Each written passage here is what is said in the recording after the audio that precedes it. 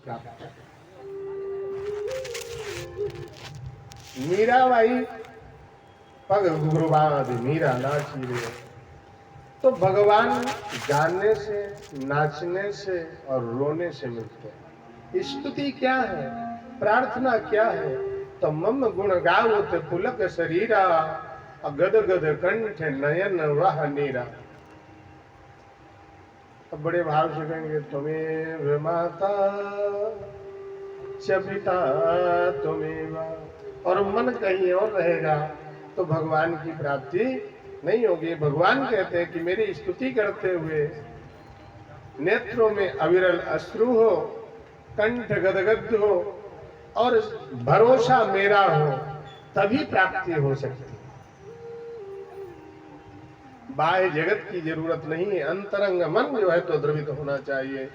इस प्रकार से जो है जब वो प्रार्थना करते हैं कि कृष्ण प्राप्ति कर्म शाश्वत साधनम तदबदादुना, क्यों कि चिंतामणि अगर किसी को मिल जाए तो आप चिंतामणि के सामने जो चिंतन करेंगे वो प्राप्ति हो जाएगी। कल्प वृक्ष की प्राप्ति हो जाए तो कल्प वृक्ष के चरणों में आप जो कामना करोगे वो प्राप्ति हो जाएगी।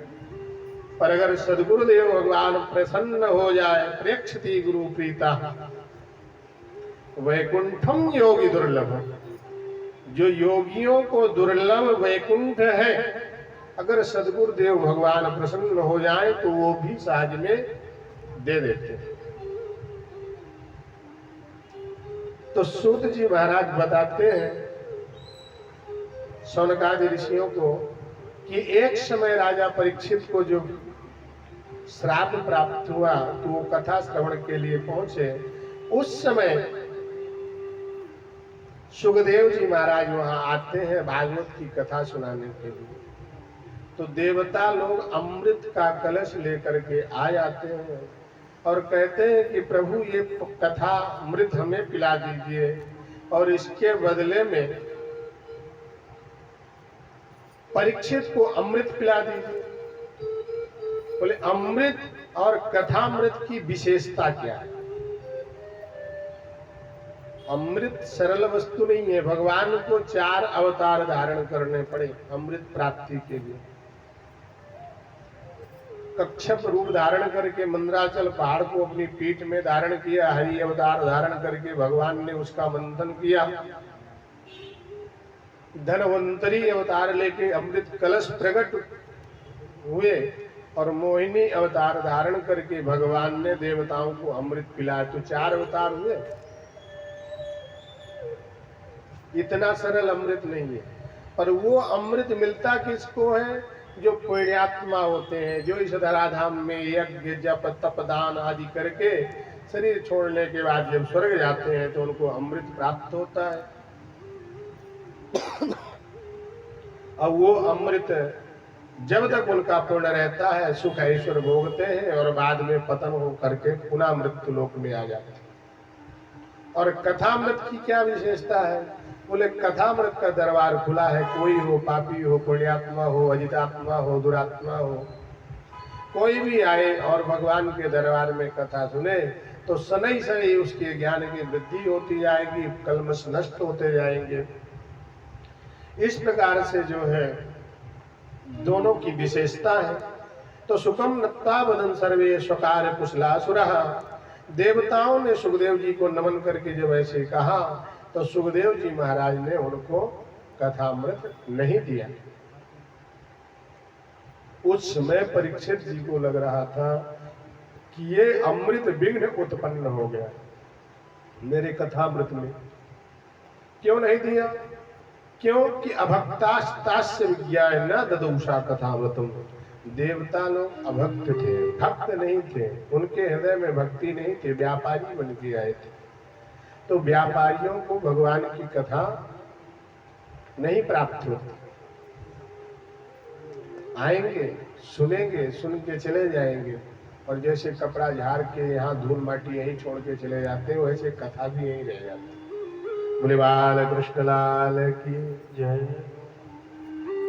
तो इस प्रकार से सारी कथाएं जो है तो बताते हुए राजा परीक्षित को जब कथामृत प्राप्त हुआ और देवता ब्रह्मा जी से जाकर के शिकायत करते हैं, तो ब्रह्मा जी ने कहा कि कथा हो जाने दीजिए, फिर देखते हैं इसका क्या है।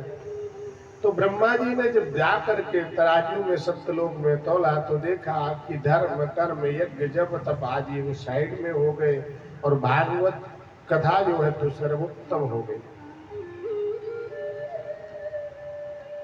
यज्ञ जप तप आदि साइड में क्यों हुए? क्योंकि उनमें द्रव्य में यज्ञ है। तो जब हम द्रव्य खर्च करते हैं तो हमारे अंदर अहंकार जागृत होता है। यज्ञ के लिए ज्ञान की, द्रव्य की, आदि की सामग्री की जरूरत होती है, और जब उसमें धन का आदि खर्चा होता है, समय आदि खर्चा होता है, बल आदि खर्चा होता है, तो एक नया अहंकार जागृत होता है और अहंकार से पतन हो जाता है। और भागवत जी में ऐसा नहीं है। क्यों नहीं? नाम संकीर्तनम यस्य। भागवत जी की उत्पत्ति ही नाम से हुई है, जन्म जप से। भगवान का जप करो और नाम संकीर्तन में जाकर के तामे, तो जो जपेगा वो तर जाएगा। और नाम जपने के लिए बहुत पढ़ना लिखना जरूरी नहीं है। इसलिए विद्यावताम भागवती वृक्ष। प्रत्येक आप पुराण को देखेंगे तो किसी न किसी पुराण में किसी न किसी वस्तु की महत्वता का वर्णन है। दान का, कहीं तप का, कहीं यज्ञ का, कहीं पुण्य का। पर भागवत में प्राय नाम का ही महात्मा है। 12 स्कंद में जहां भी प्रसंग आता है तो नाम की ही महिमा आती है।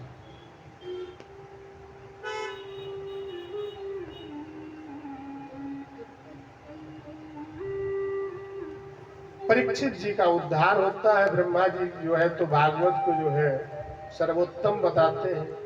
इसके बाद एक बार नारद जी जो है घूमते भागते आते हैं पृथ्वी में, मृत्युलोक में।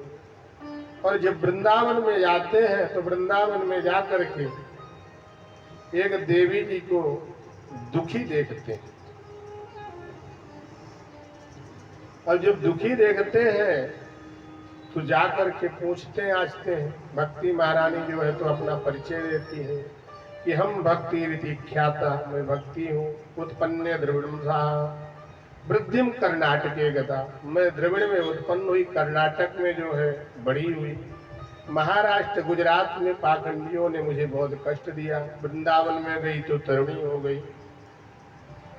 ये प्रसंग उस समय का है जिस समय भक्ति का प्राकट्य हुआ था। उस समय गुजरात महाराष्ट्र के लोग भक्तों को कष्ट इतना देते थे कि अपना काम छोड़ के उनके पीछे पड़ जाते।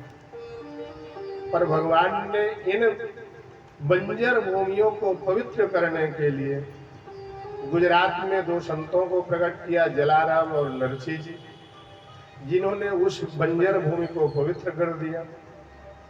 और महाराष्ट्र में एकनाथ, तुकाराम, जनामाई आदि बहुत सारे ऐसे भक्त हुए जिन्होंने इस भूमि को भी पवित्र करके और भक्तों को प्रकट कर दिया।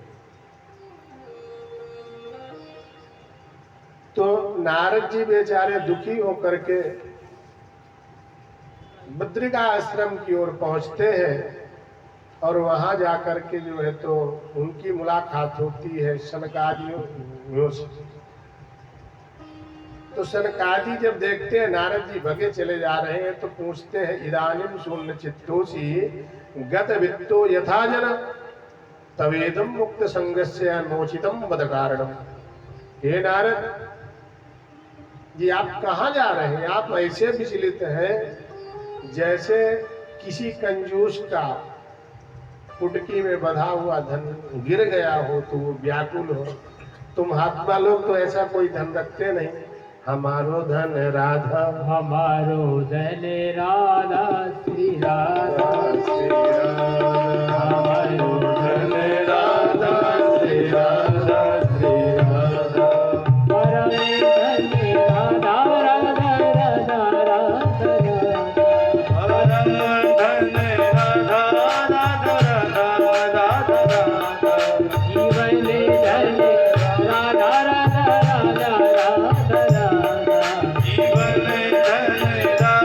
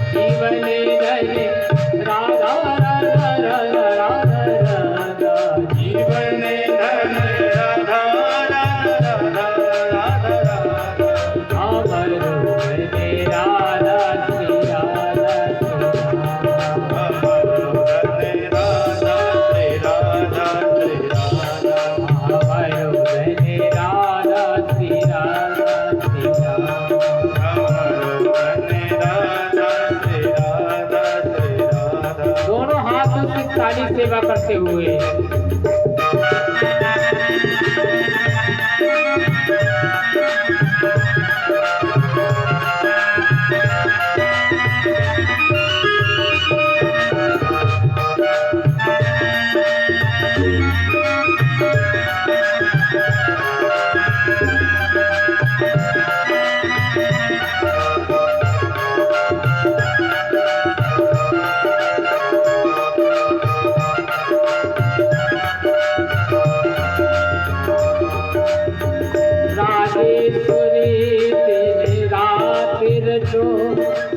यही मोहन की बनवारी की जय जय।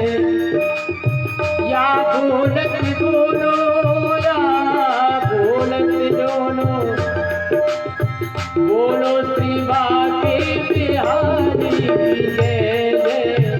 बोलो श्री बाके बिहारी की जय जय। हाँ बोलो श्री बाके बिहारी की जय जय। बोलो श्री बाके बिहारी की जय। हाँ बोलो श्री बाके बिहारी की जय। हाँ बोलो श्री बाके बिहारी। क्योंकि हमारो धन राधा श्री राधा श्री राधा। हमारो धन राधा श्री राधा श्री राधा। जीवन धन राधा श्री राधा श्री राधा। जीवन धन राधा श्री राधा श्री राधा। प्राण धन राधा राधा राधा राधा राधा। प्राण धन राधा राधा राधा राधा राधा। जीवन धन राधा राधा राधा राधा राधा। जीवन धन राधा राधा राधा राधा राधा। हमारो धन राधा श्री राधा श्री राधा। हमारो धन राधा श्री राधा श्री राधा। हमारो धन राधा श्री राधा श्री राधा। हमारो धन राधा श्री राधा श्री राधा। श्री राधे जय राधे। श्री राधे जय राधे। श्री राधे जय राधे। श्री राधे जय राधे। श्री राधे जय राधे। श्री राधे जय राधे। बोलिए राधा रानी सरकार की। जय। तो शौनकादि ऋषि बताते हैं नारद जी को कि महात्मा लोग ऐसे धन को अपना मानते ही नहीं है जो लुट जाए। महात्माओं का धन तो परम धन राधा होता है। राधा नाम संकीर्तन तो नोचितम। महात्मा को ये उचित नहीं है कि वो दुखी हो, और दुख है तो बद कारण, उसका कारण बताओ। तो नारद जी बताते हैं अपने बड़े भैया से, शौनकादि जो है तो पूर्वेशम पूर्वजम, ये हमारे आप सबके पूर्वज। तो नारद जी कहते हैं अहम तु पृथ्वीम यातो ज्ञात्वा सर्वोत्तमामिति पुष्करम प्रयागम काशीम गोदावरीम तथा। हे भैया, मैं पृथ्वी को, मृत्युलोक को सबसे उत्तम क्षेत्र समझ करके गया। पुष्कर गया, प्रयाग गया, काशी गया, गोदावरी गया, हरि क्षेत्र गया, कुरुक्षेत्र गया, श्रीरंगम, सेतुबंध, रामेश्वरम गया, कहीं भी मुझे शांति नहीं मिली। मन अशांत रहा तो दिमाग में आया कि चले शायद श्री धाम वृंदावन में शांति मिले। यहाँ शांति क्यों नहीं मिली? क्योंकि सत्यम नास्ति तपः, न कहीं सत्य था, न कहीं तप था, न कहीं दया थी, न कहीं दान था। मंदा सुमंदमते, मनुष्य मंद बुद्धि पड़ गए हैं। मंद आयु, मंद बुद्धि, मंद विचार, मंद भाग्य, भाग्य मंद हो, बुद्धि प्रचंड हो तो जीवन जिया जा सकता है। बुद्धि मंद हो और भाग्य प्रबल हो तो भी जीवन जिया जा सकता है, पर बुद्धि भी मंद हो, भाग्य भी मंद हो तो जीवन में बड़ी विडंबना होती है।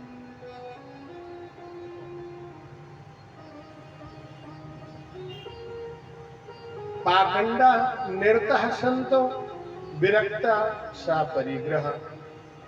नारद जी बताते हैं जो पाखंडी लोग हैं वही संत का भेष धारण करके भ्रमण कर रहे हैं। जो विरक्त कहलाते हैं वो सब कुछ साधन व्यवस्थित करके रखे हैं और घर में तरुणी प्रभुता के घर में नई बहू का चलता है, सासू से कोई सलाह लेते ही नहीं। बोले ठीक है बहू की चले अच्छी बात है, बोले उसमें भी सलाहकार साले साहब है। तो ब्रज में कहावत है कि दीवाल बिगाड़ो हारो और घर बिगाड़ो सारो, और इसका बहुत बड़ा इतिहास पुराण गवाह है कि जो भी सारे की बात माने हैं वो बर्बाद हो गए। शकुनी मामा की बात मान करके धृतराष्ट्र जी पांडवों को भाग नहीं दिए तो इधर अर्जुन हाथ जोड़ते कि मैं पितामह को नहीं मारूंगा, तो भगवान कृष्ण ये भी तो सालिम थे, बोले नहीं मारोगे तो मैं मार दूंगा। तो ये इधर साले की बात मान करके तो घर बिगाड़ो आरो और दीवार बिगाड़ो सारो। तो बोले साले साहब सलाहकार है, न योगी न सिद्धो न ज्ञानी, न कोई योगी है न कोई सिद्ध है। बोले और क्या, तो अट्टशूला जनपदा शिव शूला द्विजातया कामिन्या की से शूलिन्या संभवंती कलावी। मनुष्य अन्न बेचना शुरू कर दिया। अट्टशूला जनपदा, मानव अन्न का व्यापार करने लगा। पहले भोजन कहीं भी किसी को भी लोग देते थे, अब भोजन बेचते हैं। बोले भूख लगी है तो रोटी खरीद के खा लो, और पहले लोग बना के देते। तो अट्टशूला जनपदा, मानव जो है अन्न बेचना शुरू कर दिया। शिव शूला द्विजातया, ब्राह्मण वेद बेचना शुरू कर दिया, क्योंकि अब पूजा कराओगे तभी दक्षिणा पंडित जी को दोगे, बाकी देना नहीं है। तो बोले अब पहले दक्षिणा दो तब पूजा हो। नहीं, पहले शास्त्रों में है भाई ब्राह्मणों को आप दान दो, अन्न वस्त्र आदि की व्यवस्था करो, वो ज्ञान अर्जन करे और समय में आपको ज्ञान देते हैं।